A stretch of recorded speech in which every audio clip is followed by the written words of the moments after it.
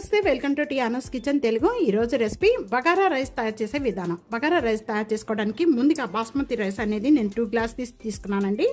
2 glasses basmati rice 15 minutes నానబెట్టుకోవాలి. మనం rice ఉండేటప్పుడు ఇలా నానబెట్టుకుంటే పొడి పొడిగా చక్కగా వస్తుంది.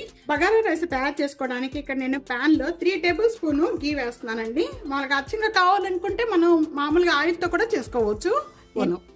నెయ్యి అంతా కూడా బాగా మెల్ట్ అయిపోయిన వెంటనే కూడా ఒక 10 లేక 15 జీడిపప్పులు వేసి, లవంగాలు, యాలకులు, దాల్చిన చెక్క, అలాగే మరాఠీ మొగ్గ, 1/4 టేబుల్ స్పూన్ సాజీరా, ఒక 10-15 కట్ చేసేసుకొని, ఒక ఉల్లిపాయ, 2 పచ్చిమిర్చి, ఒక్క బంగాళదుంప, కొద్దిగా క్యారెట్ ఉందండి. ఆ క్యారెట్ నేను చిన్న చిన్న పీసెస్ గా కట్ చేసేసాను. ఇవన్నీ బాగా వేగుతూ ఉండగానే 1 tablespoon ginger garlic paste వేస్తున్నాను. అల్లం వెల్లుల్లి పేస్ట్ పచ్చి స్మెల్ పోయేంత వరకు కూడా బాగా వేయించుకోవాలి. ఈ బగారా రైస్ లో వెజిటేబుల్స్ ఏమి వేసుకోకపోయినా పర్వాలేదండి, కొద్దిగా లైట్ గా నేను వేస్తే చాలా బాగుంటుందని వేసాను.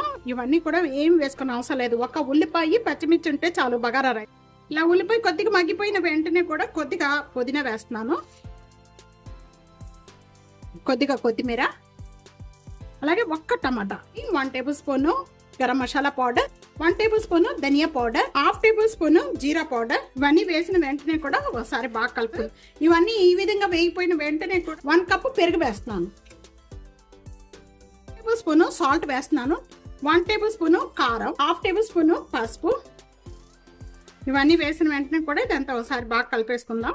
కూడా పెరిగేసిన వెంటనే కూడా ఇప్పుడు బాగా సాఫ్ట్ గా అయిపోయింది. గ్రేవీ అంతా బాగా వేగిపోయి ఆయిల్ అంతా కూడా ఇలాగా సపరేట్ అవ్వాలి, అంతవరకు కూడా వేయించుకోవాలి. ఆయిల్ అంతా సపరేట్ అయిపోయింది. ఈ విధంగా సపరేట్ అయిపోయిన వెంటనే ఇప్పుడు స్టవ్ బంద్ చేసేసేయండి. 15 నిమిషాలు నానబెట్టుకున్న బాస్మతి రైస్ ని మొత్తం కూడా 2-3 సార్లు బాగా క్లీన్ చేసుకోవాలి. ఇలా క్లీన్ చేసుకున్న బాస్మతి రైస్ అంతా కూడా నేను ఎలక్ట్రికల్ కుక్కర్ లో వేసేస్తున్నానండి. మనం ప్రిపేర్ చేసుకున్న ఈ గ్రేవీ అంతా కూడా దీంట్లో వేసేసుకుందాం.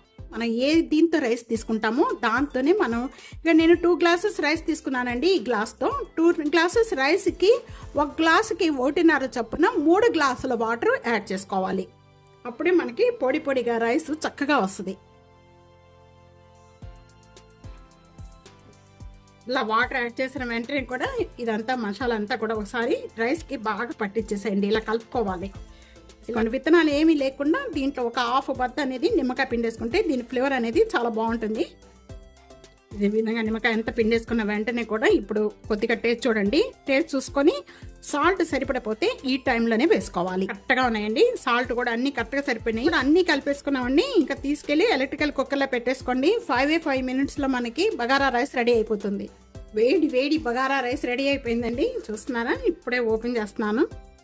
పొగలు వచ్చేస్తున్నాయి. ఈ విధంగా తీసుకోవాలి. బాగా వేడిగా ఉంది. చూస్తున్నారా, రెడీ అయిపోయింది. రైస్ చూస్తున్నారా ఎంత పొడి పొడిగా ఉందో. మనం వాటర్ అనేది చక్కగా పోసుకుంటే కొలతల్లో మనకి ఇలాగ వస్తుందండి. రైస్ అనేది చక్కగా పొడి పొడిగా వస్తుంది. వాటర్ ఎక్కువగా ఉన్నాయి అనుకోండి, అసలుకి ఇంకా తినడానికి బాగుంటుంది అనమాట.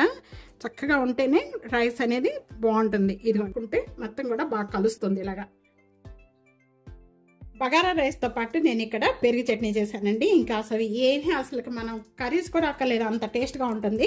చూస్తున్నారు కదా, బగారా రైస్ చేసుకోవడం చాలా ఈజీగా అయిపోతుంది, చాలా టేస్ట్గా ఉంటుంది. ఇదే కొలతలతో ఇదే విధంగా తప్పకుండా ట్రై చేయండి. ట్రై చేసి మీకు ఎలా ఉందనేది నాకు కామెంట్స్లో తెలియచేయండి. వీడియో నలుగురికి షేర్ చేయండి, అలాగే లైక్ చేస్తూ ఉండండి. సబ్స్క్రైబ్ చేసుకోవడం అస్సలు మర్చిపోద్దు friends. Thank you for watching.